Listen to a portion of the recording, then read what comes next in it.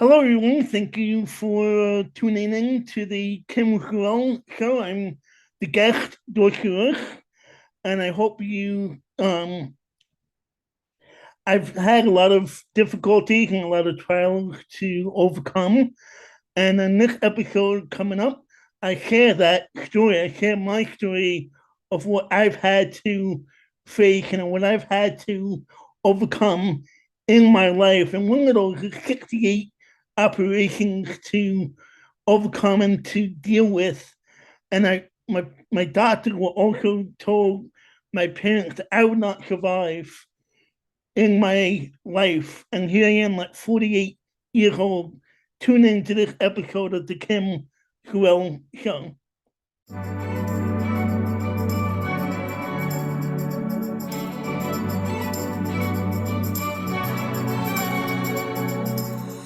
Welcome to the show. I'm so happy that you're here. You're going to be so happy that you're here. I'm Kim Sorrelle.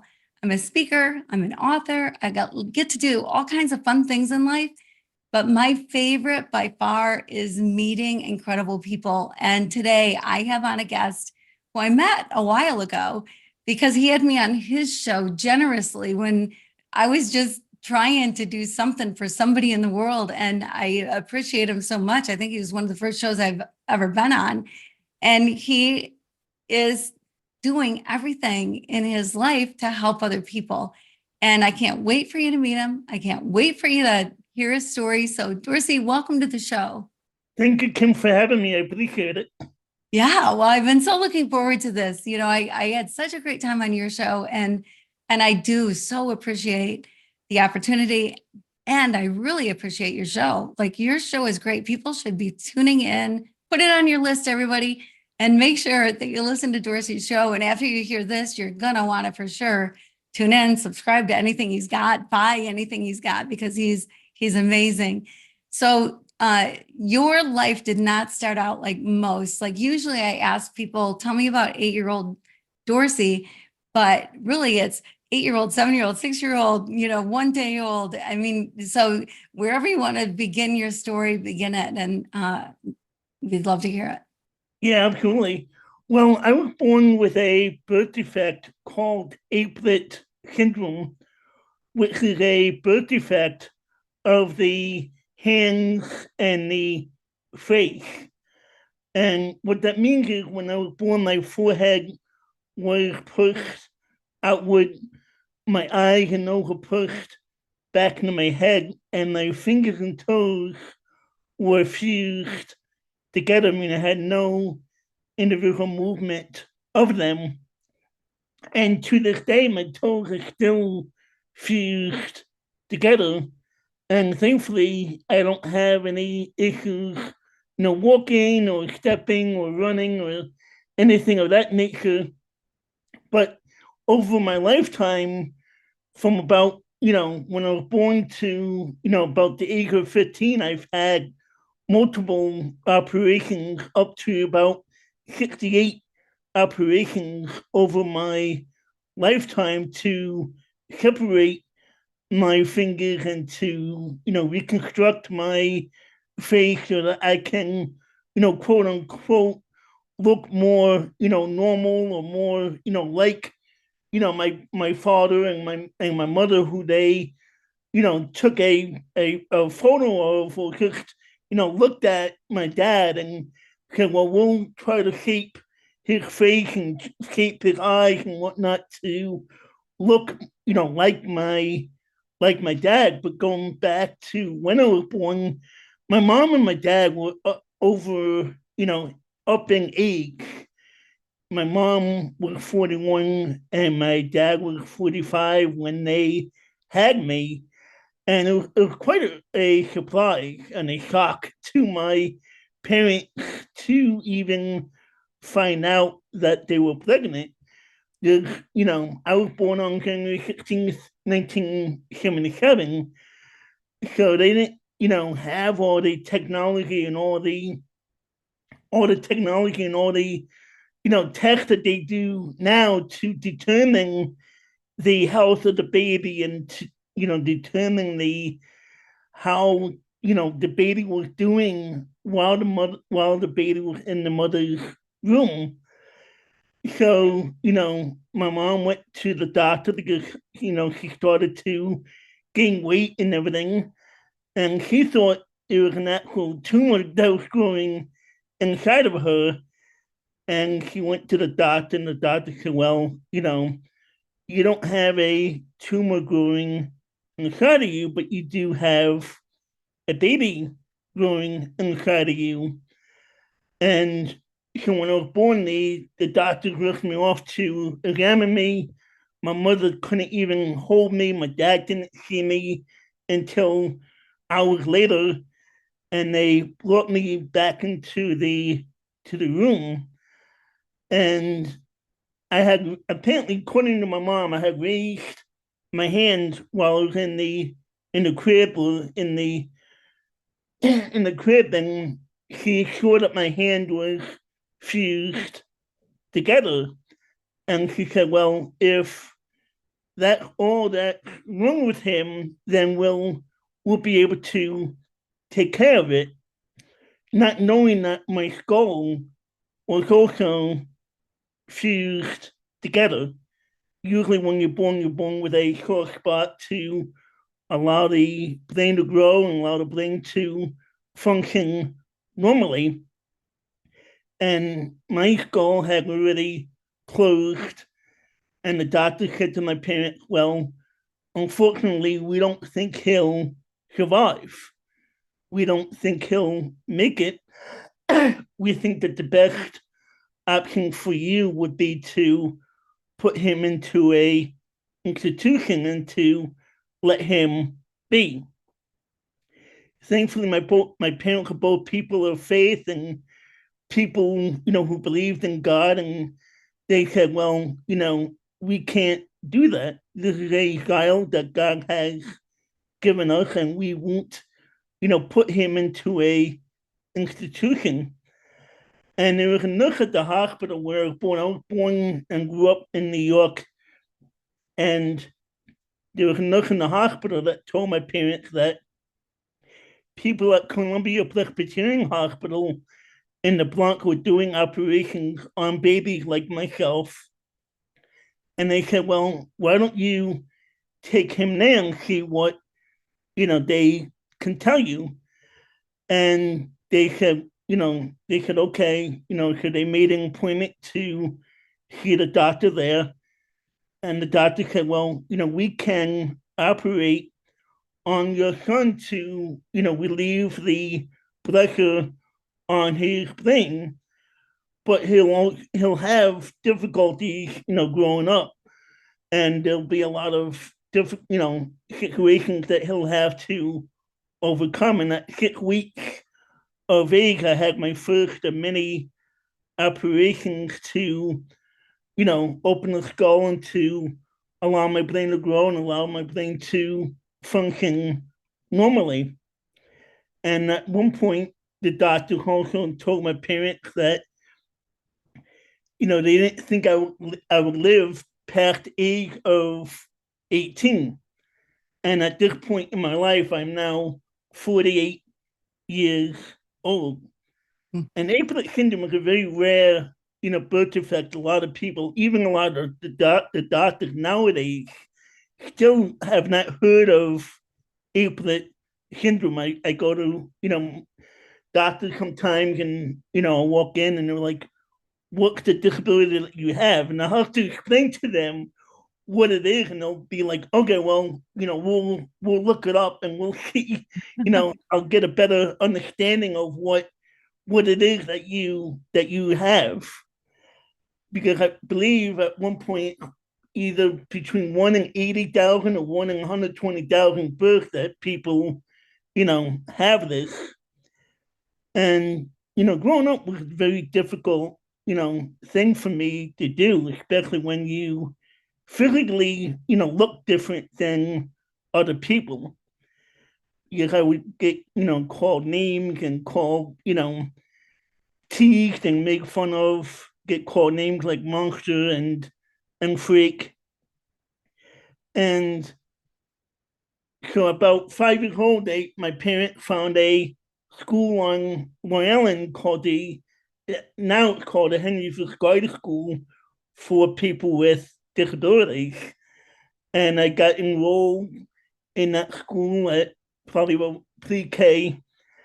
And even in that school, it was in the older, higher up classes in junior high and high school where, you would think that in school for people with disabilities, you wouldn't get teased and made fun of.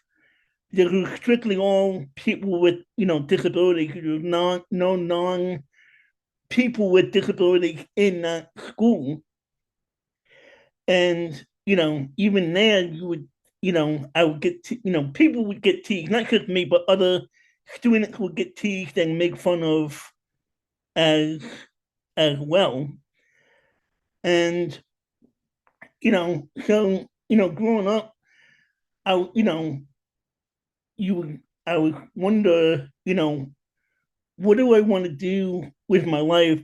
And because I can't lift my hands above my head because I'm limited in my motion in my shoulders because it's also a skeletal disability, meaning bones are fused and whatnot. And but thankfully, my parents treated me like they would anyone else. They said, we'll allow him to do what he wants to do and he'll figure out for himself what he is capable of doing. And one of my life sayings is can't is not in my vocabulary. And if you get to know me long enough and talk to me long enough, you'll realize that, I don't use that word very often, if at all. I'm, so I found out that I found a baseball and bowling league for people with disabilities. So I joined the baseball and bowling league.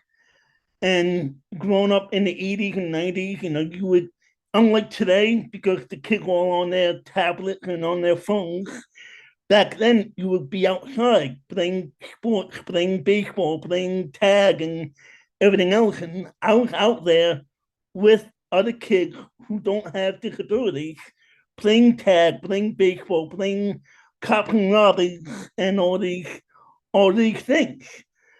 And even in the neighborhood, sometimes once in a while I'll get teased and made fun of. And I would even though I couldn't grip the handles on the bicycles, I would still be able to ride a bike, and I would have to use the foot pedals, the foot brakes to brake on the bike and everything. And even though, like I said a little while ago, I'm limited in my arm motion, I was able to go bowling because I learned not to put my fingers in the bowling ball, but that was easier for me to put it in the palm of my hand and roll the ball that way. And a lot of people were surprised about the curves that I would be able to make with that bowling ball just by putting it in the palm of my hand. Mm. And you know, and as I got older, I would go to church, I would be involved, in the church as I got older. And I was in and out of the hospital, multiple times in years. And I would miss school, and they would have a school, person from the school come to the house, and she would homeschool me and help me, to keep up with what they were learning in the classrooms. My mom and I would, my mom, whenever I was in the hospital, she would come with me, stay with me, sleep with me, in the hospital room. And I would get nervous about going into the operating room.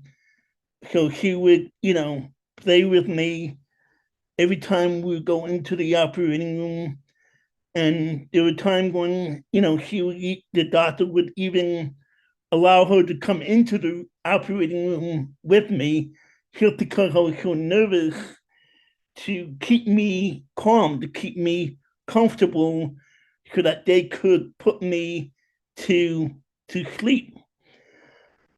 And some of these operations, would last up to 10 hours at a time, maybe even longer. And so as I would start to, so when as I got older, I started to want to go to the youth group. And I was about 13, 14 maybe at the time. And also at the same time, I was a part of the floor hockey league at my school. So I wasn't able to go all the time to the youth group because it was on the same night as the hockey league.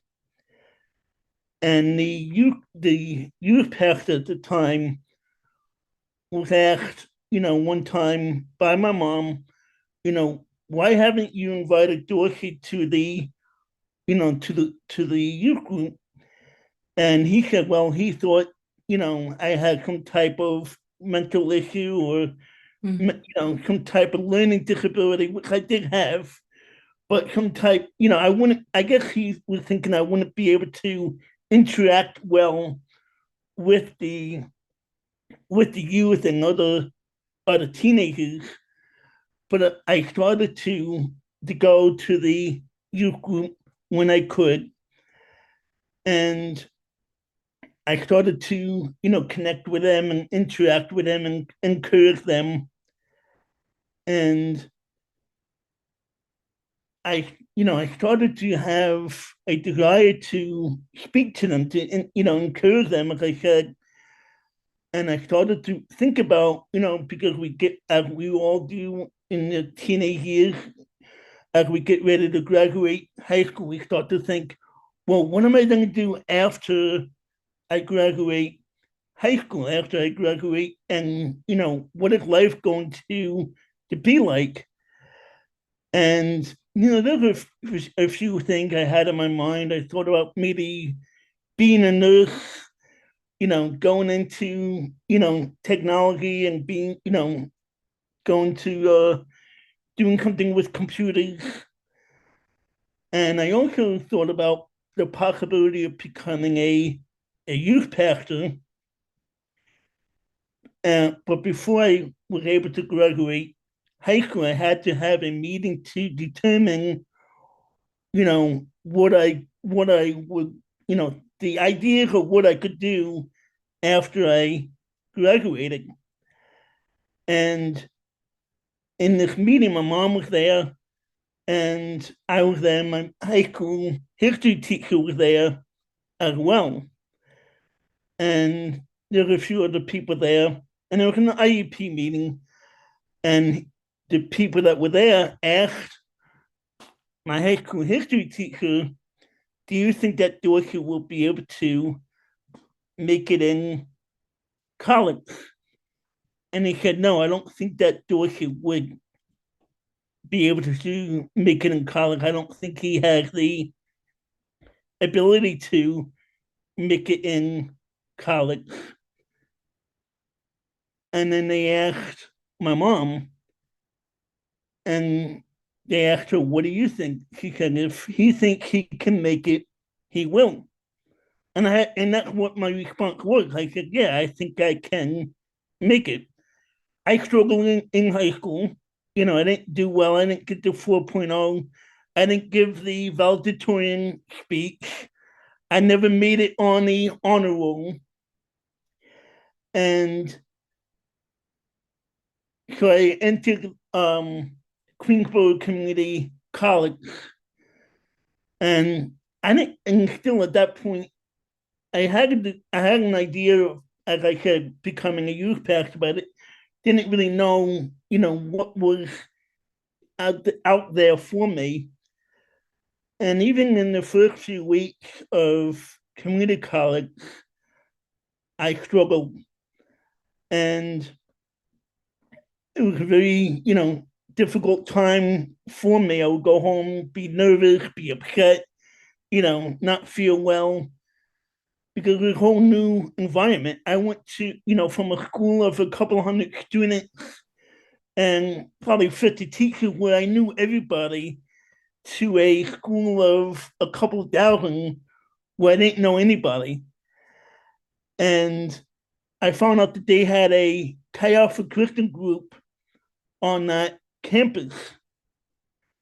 And I went to that meeting and it was still a difficult time for me after that meeting. But I knew when I went into that meeting, I knew that here are the people that will help support and encourage me during this time while I'm at this school. And it took me 4 years to do a 2-year community college degree, but I was able to graduate. I was able to make it. And even after that, I still wanted to go on to do Bible college, to do ministry. And the people, one of the guys that I met at that meeting, I'm still friends with him to this day.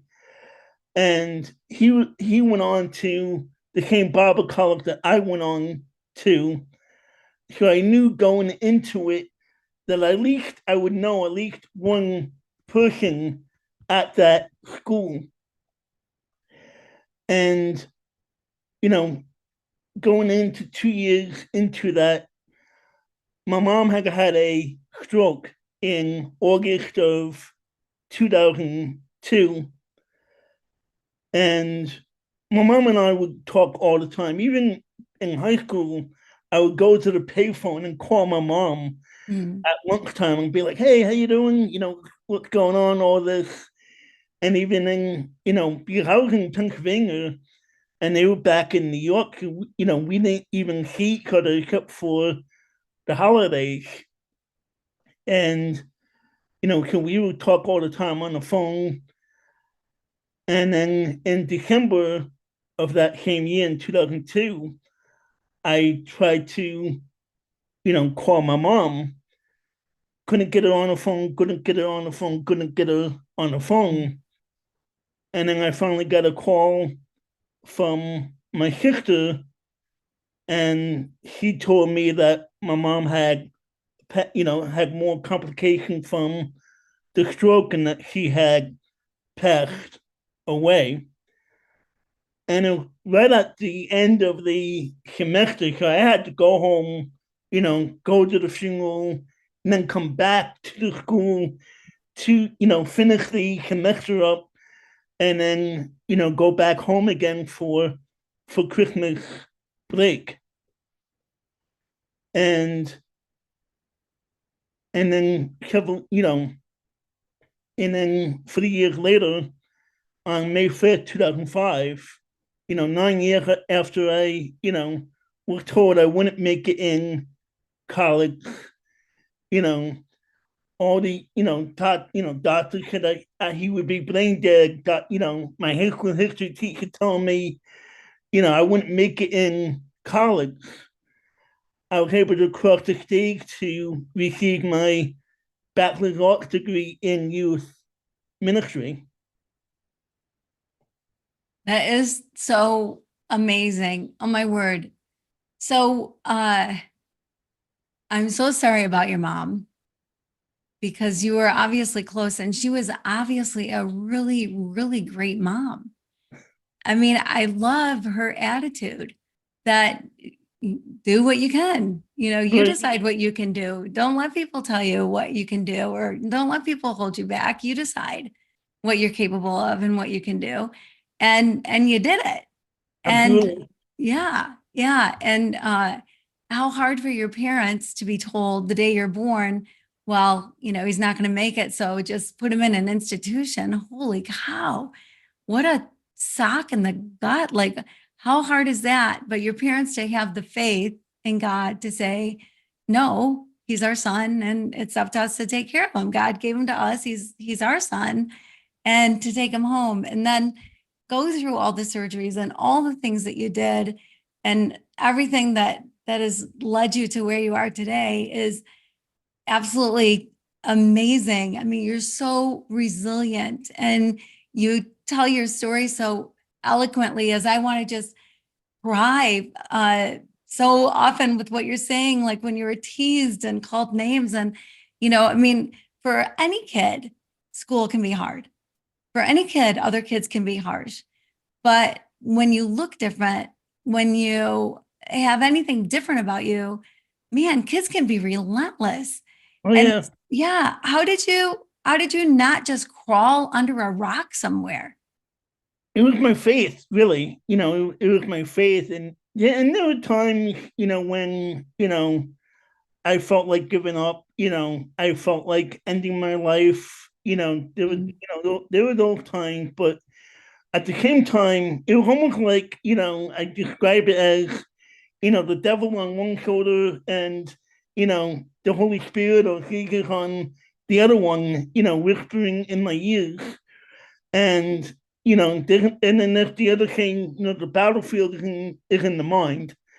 And I knew that I knew that I looked differently. I knew that I would have troubles and trials in my life, but I also knew that my parents would be there with me. You know, some of my friends would be there with me, but most importantly, I knew that God would always be there with me as well, and that He would be there to encourage me. He would be there to support me and to see me through everything that I was going through. Wow. Wow. Can you imagine going through everything that you went through and for your parents too, going through, your journey beside you, with you? If you didn't have faith, Right? like I mean, I can't even imagine. Like, what do you hang on to? Where do you turn when you're in a dark hour, or life is not what you expect it to be and you're having a bad day or whatever. I can't imagine myself not having a relationship with God, but for you all the more so. Like I don't know. I want to meet your mom and I can't wait. Well, I mean, it'll be a few years maybe before I get to meet her in heaven. But when I do, man, I want to meet that woman.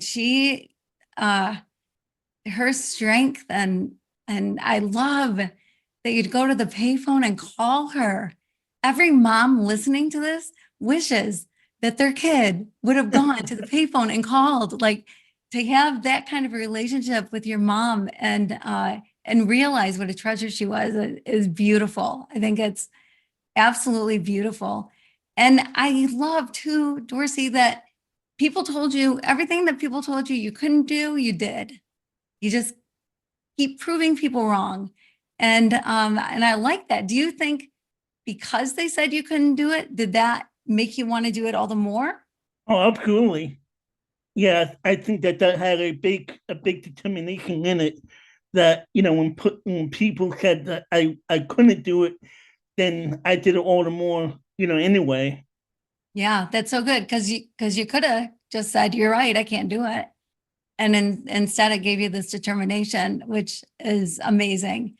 But yes, and then to have 68 surgeries, 68 surgeries, like that's probably a world's record. Like that is a lot, a lot of surgeries. I'm sure you got to know a lot of doctors and a lot of nurses pretty well. And that's a lot to endure. And especially as a kid, like, a kid, back in my day, kids used to get their tonsils out regularly, Yeah. whatever. That would be one surgery, pretty darn minor when it comes to surgeries. And then you get to eat ice cream. So, yeah, right. So do we have everything that you went through, all the surgeries that you went through, and how did that affect school for you? I mean, you said that like someone would come with your classwork, but that it still had to be hard. I mean, you're recovering. It's not like you're feeling 100% and all of a sudden then also you have to be doing all this homework. And so how else did it affect your schooling? That's a great question, but it also, I honestly, I don't remember that much of it, as far as like recovering and doing schoolwork at the same time. I don't remember a lot of that because that was a lot of the time when I was younger, in my, you know, probably between 5 and 10 is most of the time when that happened. Mm. Yeah, yeah, yeah. Well, I'm sure it wasn't the easiest thing, but you had your mom. You had your mom Right. helping you out, which is amazing. So amazing. So then you go to college and you said, I wanted to interrupt you almost when you said it took you 4 years to get your associate's degree, to get a 2-year degree. Dorsey, there's a lot of kids that it takes 4 years to get a 2-year degree. You are not alone. There are plenty of kids that are in that same boat. So good for you. And what did it feel like walking across the stage and getting your bachelor's degree? I probably got, if I remember correctly, I probably got the largest applause, that day from those in the audience and my classmates that were graduating with me that Mm. day. I probably got the largest applause of anybody at that time.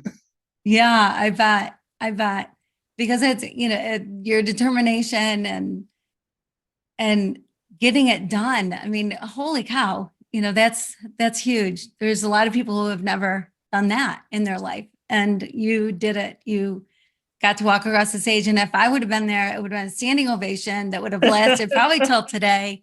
Because I know, not easy. None of it is easy. Getting to class. I mean, just all the stuff. But you're such an example to everybody. And then tell me about youth ministry. Honestly, well, it never really happened. I never really went into youth ministry because what happened was, before I graduated, we would go on interviews and look for ministry positions.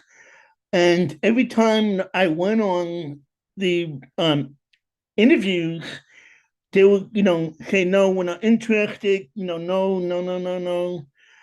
But I had this one, it was interesting. Like he said it this way, and he said, Dorsey, we won't look at your disability, you know, but we'll look at your resume and we'll see what your experience is and whatnot. And if we're interested, we'll call you back. And that still didn't happen. I never got a call back from him. So after I graduated, I came back home, and that same friend of mine who I knew from Eden Community College, lived in New York, lived in the same area that I lived in, and he was attending a church. So I started to, because I knew the youth pastor at the time, and or or the show or the excuse me, the associate pastor at the time. I knew him because I had done and what it was like a mini it was like a mini um I helped out there for the summer one year while I was at Bible college.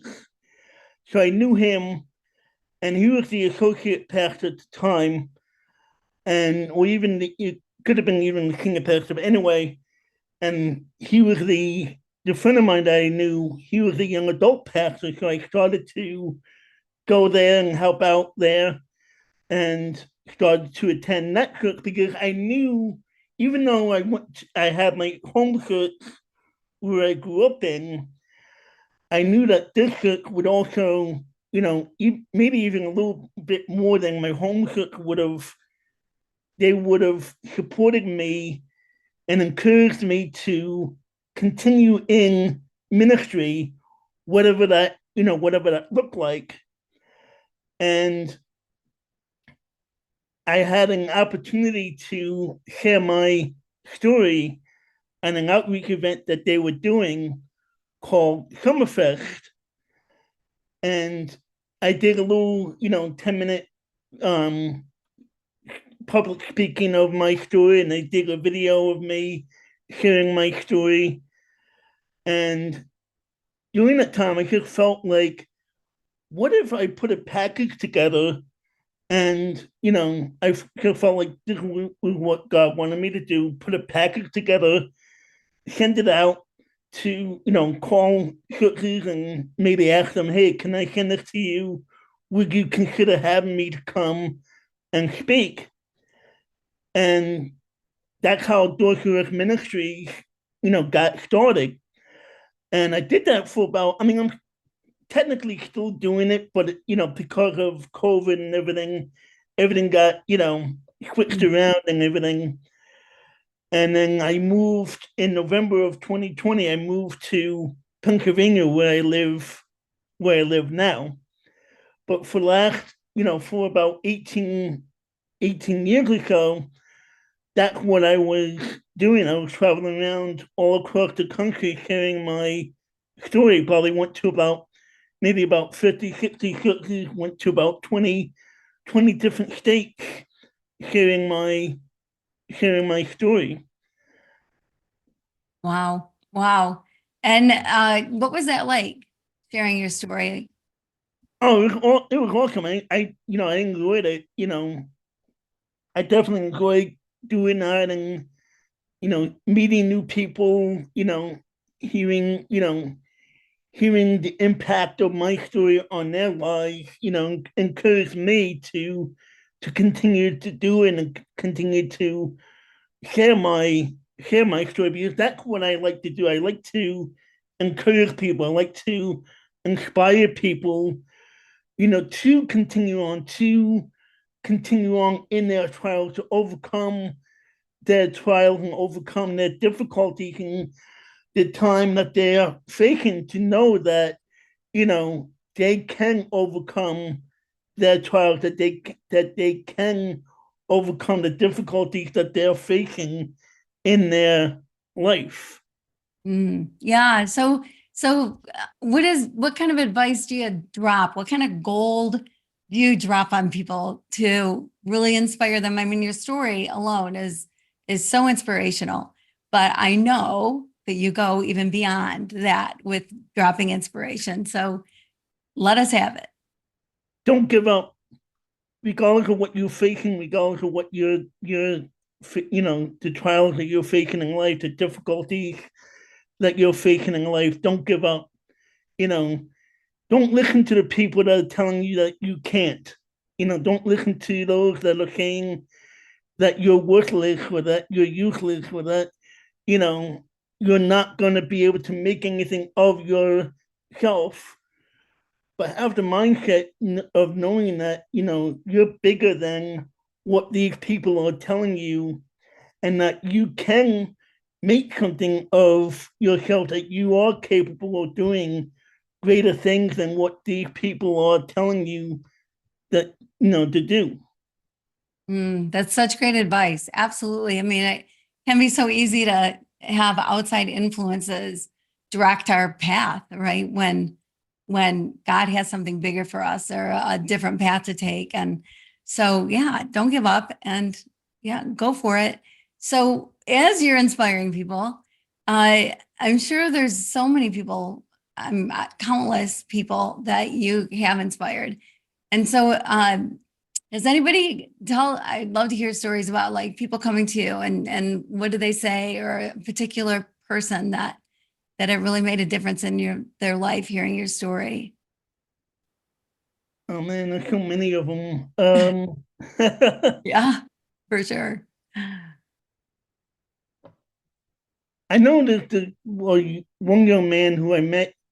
Um, he has the same disability that I do, and he lives over in England right now. I haven't really, cut in touch with him, but I know that, I've heard him say multiple times to me that, hey, you're such an inspiration, to me, that, thank you for being the inspiration that you are, not only to me, but to other people as well. Yeah, yeah, for sure. I mean, it's I don't know. It can be hard enough in life, but harder when you're dealing with something physical or, dealing with whatever you deal with.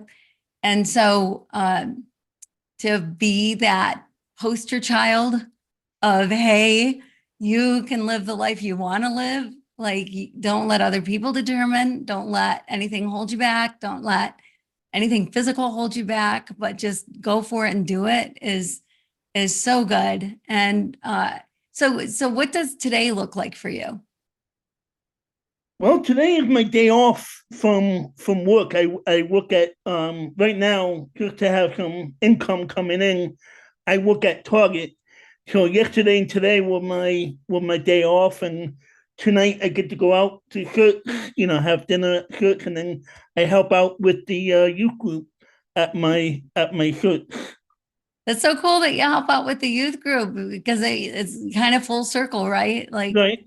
yeah, you wanted to do that and then Yeah. ended up doing something entirely different. But think about it. Like, how cool is it that you got those no's? Because those no's, you would have worked with, 150 kids, 100 kids, however many kids in the youth group. And instead, you have touched thousands and thousands and thousands of lives. And so those no's led you to a huge expansion of your reach and what you've been able to do, which is so cool. It's so Right. awesome. Yeah. Yeah. And going back to the when I used to travel and everything, people ask me, well, how did you get here? And because a lot of it was out of state, and I had to drive or fly and whatnot. And for the times that I drove, people would be like, "Oh, how did you get here?" I was like, "I drove." They're like, "You drive?" I guess because of my hands and everything, they would look at my hands and they wouldn't think that I would be able to drive. Mm. Like I drove, and they're like, "You drive?" Yes. Do Yeah. you use any special equipment or anything? I'm like, nope, I don't use any special equipment. I just drive. Yeah. So I walk out to my car and I Yeah, put the key in and I turn right, it on. Right. That's so funny. Yeah. Yeah. And I'm sure they thought afterwards, wow, was that a stupid question? Because, yeah, it kind of is. Yeah. It's not like you walked there. Right. right. Yeah. That's good. Did you travel with anybody ever or you just go? I did. Well, I met a friend of mine who lives here in PA. I went to his house a couple of times, stayed over there, with him, and then he and I would go to a church together, and I think we went to a couple of different churches in that area where he lives, and he was the only one that came with me. I think there might have been one other person, but I had people ask me, "Hey, can I come with you?" But that never, worked out. It was just most of the time it was just me going by my going by myself. Yeah. Yeah. Okay. So I have a question for you. Or another question for you, I guess. Uh, so your relationship with your mom that I so admire, there are a lot of people who don't have that kind of relationship with their parent. And sometimes it's because the parent has an addiction or, something, but sometimes it's just, for silly reasons, it can be. And what would you say to people about their moms or what advice would you give people? Oof. I guess it would depend on the situation. You know, I would say, do your best, especially if it's, if you're separated from your mom or if you're having difficulty with your mom, to try to reconcile, that relationship to the best of your ability. Or, either that or try to find, depending on how old you are and whatnot, try to find, another female, that can step in to, like I said, depending on, the if you not, if you're, depending on the difficulty of your relationship with your mom, try to maybe find someone else that can be almost like a mom figure for you in that time, if that makes sense. Yeah, absolutely. Yeah. Yeah. That's great advice. That's great advice. So what's your favorite advice that you give the kids that you work with? I really haven't given well, I really haven't given them much advice, at least that I know of. But you know, I would tell them, obviously first and foremost to keep loving on Jesus and to keep him, the center of their lives, especially during this time in their life when they are teenagers and when they are going through difficulties and struggles in their life. I think a lot have changed since when I was a teenager, and a lot has changed to now. And what I faced as a teenager is not the same as what they're facing as a teenager growing up. So I would just say, obviously keep Jesus the center of their lives and to focus on him. Yeah, absolutely. So, do you think kids are different today than they were when you were growing up? I think so. As I said earlier, I think, they're different just because, we didn't have, this, growing up when, I didn't have it growing up, they have it a lot more now, growing up with, where they have the iPad and whatnot. And I think they're focused on that a lot more now than when I was growing up, because a lot of the time, you know, I was outside playing baseball, playing football. I was at the park, on the swings and on the slides and those things. So I wasn't on the phone. I mean, I'm not on the phone a lot more now, but you Yeah, know, yeah, I'm not on the phone. I'm not on. I wasn't on the phone that often. yeah, yeah. It's kind of interesting, right? I mean, I think kids are kids, right? I mean, they're just doing different things, but teenagers have the same needs and wants and desires that they've always had through the ages. Uh, and part of it, I think, is I don't know, I hear people talk about, oh, geez, the next generation, oh my. And I see so many kids that are so incredible and so awesome that I think the next generation, oh my, like what do you see as far as potential in kids? Is that changed, or do you see the their lifestyle affecting them, like the whole screen lifestyle affecting them in it any way, positive, negative? I think it could. I think it could be both. I think it could affect them both positively and negatively. But like you said, I see kids, you know, with their responses and their ability to retain information, through Bible studies that we do at church and everything. It's like, wow, I don't think I could, retain it as well as they are. So I think that's a big positive, is that they're able to retain information, retain what they're learning, whether it's in school or whether it's at the Bible studies that we do. Wow, that's interesting. I've never heard anybody say that before. But yeah, why do you think that is? Any idea? Ooh. Maybe, I mean, it's possible that they're just enjoying, what they're learning and enjoying what they're being taught. Yeah, right. Yeah, and you know, to carry a computer in your pocket all the time Right. and just be able to say, "Hey Siri, hey Google," you know, whatever kind of phone you have, and get an answer. There's some beauty in that. You know, I've heard people too think, well, then kids aren't really learning, but I think, man, they're learning even more because the whole world is open to them. You know, I had encyclopedias growing up, right? Like we Yeah. had Oh yeah. a bookshelf and the Hmm. Encyclopedia Britannica, you know, whatever. And that I think somebody sold door to door and my Yep. parents bought, I think is how they used to do it. And so if I had to write a paper on something or whatever, I'd have to go find the encyclopedia that may or may not have the information in it, hopefully would.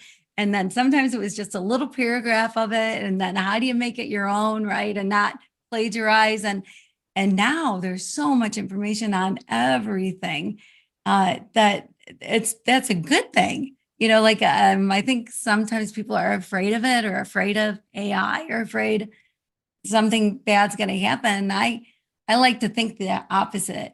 I like to think that all the advancements we've had until now, the high majority of them have certainly worked in our favor, right? Right. Telephones and cars and the way we build things and the roof over our heads. I mean, just the way life has evolved since the beginning.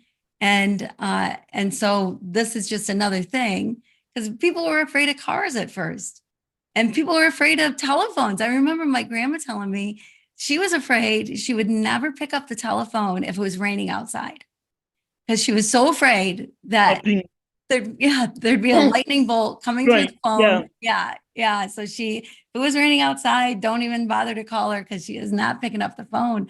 So there was fear that people let seep in no matter what. And I don't know. I'd love to hear how you feel about fear, but for me, fear is that you're worried about the unknown, right? Or you're concerned with the future. And I love where in the Bible it says, consider the lilies.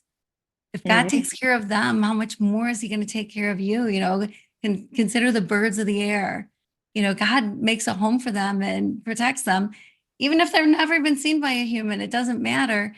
But if God loves them enough to make sure they're protected and fed and cared for, how much more then does he care for us? And so, Yeah. yeah, so fear can be disabling. And if you can keep it out of your life, right? How do you feel about that? Yeah. I mean, I think we all fear, to some extent. And whenever I try to fear, whenever I worry, I'll ask my friends, hey, pray for me for this because I'm worried about that, and then I'll always go back to, Philippians 4:6, which is do not be anxious about anything, but prayerfully consider, these things. Mm. Yeah, right. Which is so wonderful about the Bible is that there is such inspiration that, you know, one verse that you can hang on to that you go, oh, I have to remember this, right? That this will pull me through anything. Because, you know, there's stuff in life, but tomorrow's a new day Yeah, and living in today and being present for today is just kind of a good idea. right. Don't worry about tomorrow. Tomorrow will take care of itself, as the Bible says, right? Yeah. So, oh, well, I just want you to talk because I love hearing you. I love what you have to say, and you are such an inspiration. We only have a few minutes left, so I would just love for you to just talk to our listeners. Yeah. As I said earlier, 2020 happened and everything. And someone interviewed me for their podcast.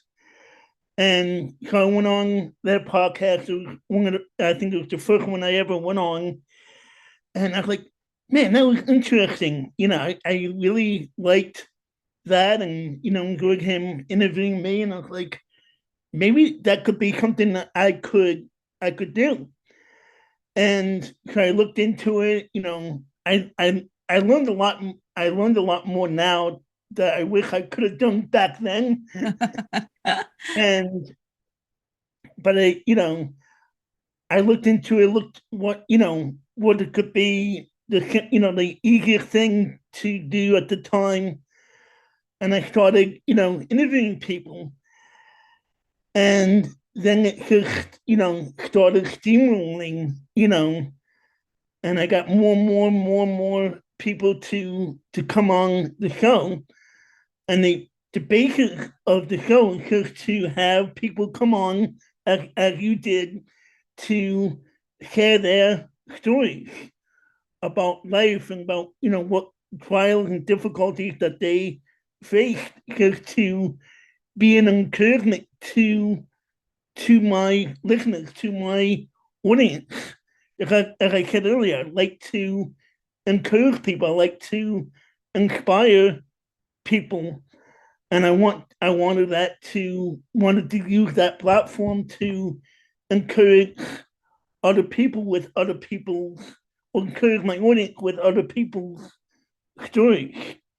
And that's what I've been doing for almost 5 years now. Next month in June will be 5 years that I started the Dorsey Ross show. So, for anybody that's listening, whether it's podcasting, whether it's writing, whether it's, whatever that looks like, if you wanted to do that, if you wanted to do something and you're like, where do I start? Where do I do this? How do I start this? Google it.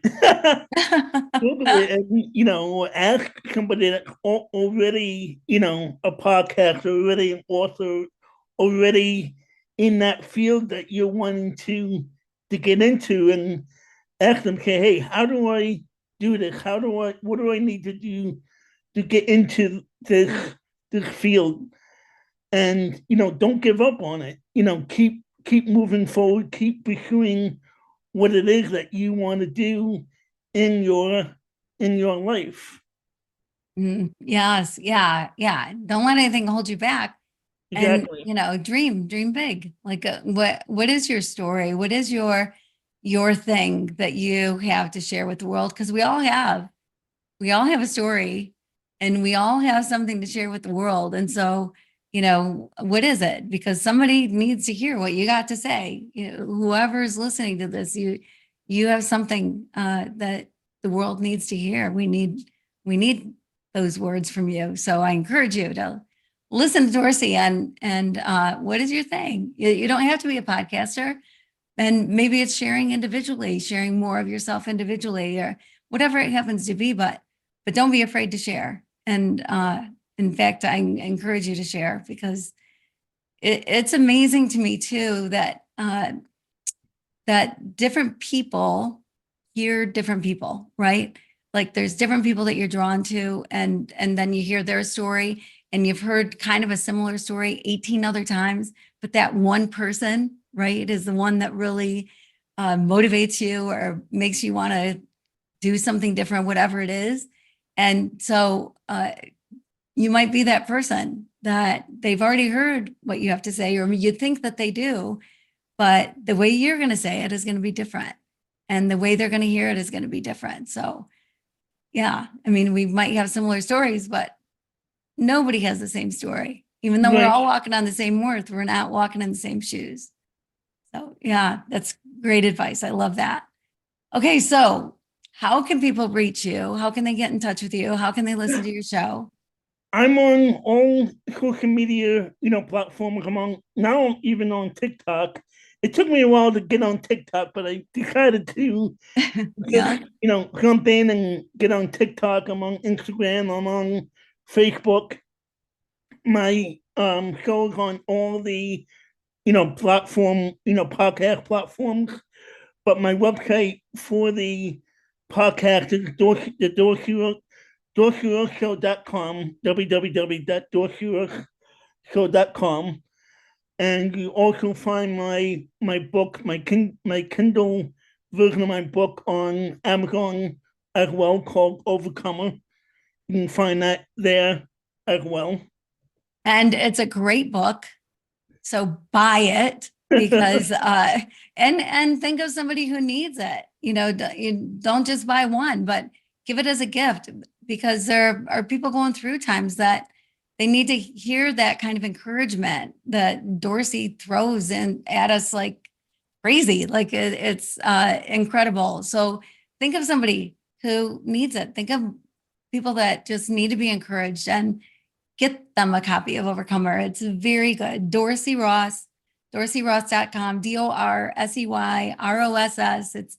It's easy, an easy place to go. You're easy to find, Dorsey. And thank you so much for joining me today. I so appreciate it. Absolutely. Thank you for having me. Yeah, absolutely. And thank you all for joining us today. I'm so happy that you did. I know you must be too, because you got to meet the one, the only, the great Dorsey Ross, who I adore. And until we see each other again, I just want to encourage you to keep your heart open and live your love loud.